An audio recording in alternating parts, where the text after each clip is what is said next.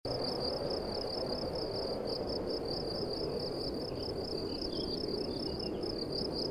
hal besar apa yang harus kita lakukan di hari-hari ini sebelum masuk Ramadan, dan di antara yang dilakukan para sahabat, para tabi'in, para tabi'ut tabi'in dalam mempersiapkan Ramadan mereka adalah memperbaiki hati dan jiwa dan mempersiapkan hati mereka untuk Ramadan. Dan ini yang diriwayatkan dari Amr bin Qais al-Mulai ketika beliau menyampaikan, tuba liman aslaha nafsahu qabla Ramadan. Beruntung orang yang memperbaiki dirinya dan jiwanya sebelum Ramadan. Jadi kita punya satu pekan untuk mempersiapkan hati kita sebelum masuk Ramadan. Kenapa demikian? Karena Ramadan itu full dengan amal ibadah, hadirin. Dan kita nggak akan bisa memaksimalkan hari-hari Ramadan dan beribadah dengan baik kalau hati kita nggak baik. Mungkin kita bisa taraweh tapi nggak akan khusyuk. Semua inti di hati. Idza salahat salahal jasadu kulluh. Kata Rasulullah SAW, ala inna fil jasadi mudghah. Ketahuilah di dalam jasad manusia ada segumpal daging. Jika daging itu baik, maka baik juga semuanya. Jadi kalau hati kita prima ketika masuk satu Ramadan, maka satu hari satu juz biiznillah nggak ada isu. Bahkan bisa jadi lebih dari satu juz.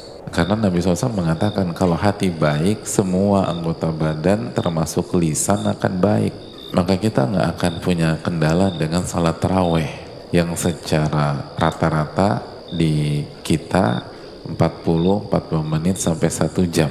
Kendala ngantuk kita selama ini itu bukan karena durasi, kecuali kalau durasinya 3 jam, 4 jam. Kalau 40-45 menit sampai 1 jam itu bukan masalah durasi, tapi masalah hati. Buktinya di tahun-tahun lalu ketika kita terkantuk-kantuk taraweh, habis taraweh makan roti bakar, ngobrol 1,5 jam segar, 2 kali lipat daripada tarawehnya, gitu loh. Jadi ini menunjukkan pas taraweh tadi itu bukan masalah fisik, itu masalah hati. Kalau 45 menit ngantuk, harusnya makan roti bakar ketiduran, hadirin. Itu baru logis. Tapi ini enggak kan, apa seger terus ngobrol, minta kopi, bicara panjang lebar. Jadi ini tentang hati, hadirin sekalian. Kita meledak-ledak, kita emosional, kita marah-marah, padahal kita lagi puasa. Itu apa kalau bukan hati kita nggak terkondisikan? Dan itu terjadi setiap tahun, gitu loh. Kita bohong, gitu loh. Pas Ramadan terlambat, ditanya sama saya, kenapa? Macet bos, gitu loh. Ya macet lah, orang kita baru keluar dari rumah jam 6:30. Coba kalau kita keluar sebelum subuh, lancar misalnya. Jadi sekali lagi ada banyak masalah kalau kita renungkan ya. Itu masalah hati kita yang gak terkondisikan. Belum lagi nanti cari Lailatul Qadar, gitu loh. Kenapa ada orang di tahun-tahun yang lalu tuh ketiduran terus, gitu loh. Padahal kalau nonton bola jam 2 seger, kalau nonton nobar malam full nggak tidur. Tapi kalau Lailatul Qadar khairun min alfi syahr, berat. Itu kan berarti masalah hati, hadirin. Jadi akan beruntung, kata para ulama, liman aslaha nafsahu qabla Ramadan. Beruntung orang yang memperbaiki hatinya sebelum Ramadan. Coba diperbaiki.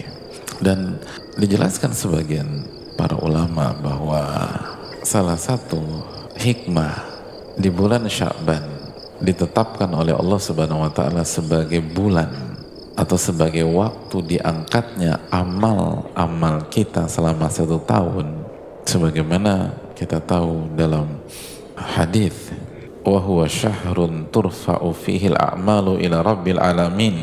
Nabi kita alaihi salatu wasallam menyampaikan bahwa bulan Sya'ban adalah bulan di mana amal ibadah diangkat kepada Allah Subhanahu wa taala Rabbul alamin. Wa ana uhibbu an yurfa'a amali wa ana shaim. Dan aku ingin ketika amal-amalku diangkat aku dalam kondisi berpuasa. Dalam hadis riwayat Imam Ahmad dari Usama bin Zaid,